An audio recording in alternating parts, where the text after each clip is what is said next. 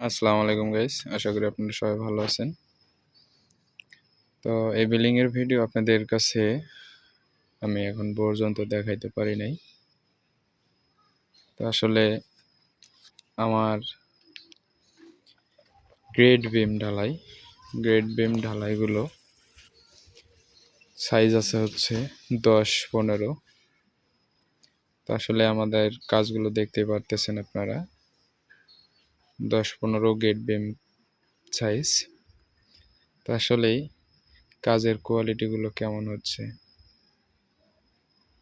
ভালো না খারাপ, এতটুকু আপনাদের মাঝে ছড়িয়ে দেওয়ার উদ্দেশ্যই হচ্ছে। ভালো হলেও কমেন্ট করবেন, খারাপ হলেও কমেন্ট করবেন।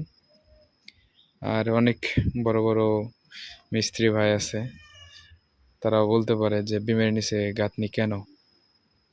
তো ভাই, বিমের নিচে গাঁথনি দিছি জাস্ট আমরা ওই পাশে রাস্তা দেখা যাচ্ছে নিচের মাটি আটকানোর জন্য।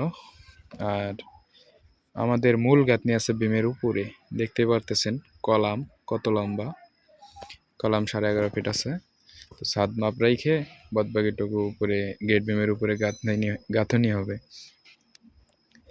তো আমাদের কলম দেখতেই পারতেছেন, আলহামদুলিল্লাহ যথেষ্ট পরিমাণ। কলমের মাথায় আমরা একতলায় শেষ দিব, সেক্ষেত্রে কলমের মাথায় রড সাইডে রাখছি আমরা 4 ফিট।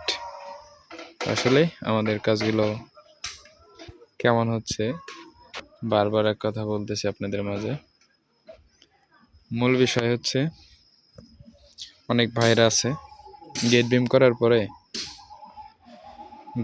করার পরে তারা হচ্ছে আগে চারপাশ দিয়ে গাঁথনি দিয়ে নিবে। গাঁথনি দিয়ে নেওয়ার পরে চাপ কলাম আমরা বলি, গাঁথনির ফাঁকে যে কলমগুলো থাকে সেই কলমগুলোয় কাঠ চাপা দিয়ে ফ্লোর লেভেল আর কি ঢালাই করে নেয়। ঢালাই করে নেওয়ার পর তারপর তারা ওখান থেকে কিকার করে ছাদ পর্যন্ত কলাম উঠায়। তো আমরা ওইভাবে কাজ করি না, ওটা কাজ হেভি হয় না। সেক্ষেত্রে আমরা নিচে ফুটিং করব, গেট বিম করব, গেট বিম থেকেই ফ্লোর যতটুকু উঠবে অতটুকু যোগ করব ছাদের কলামের সঙ্গে, একসঙ্গে উঠিয়ে নেব। কলম আমরা L3 করি অথবা L4 করি, এগুলা সব L4-এ করা আছে।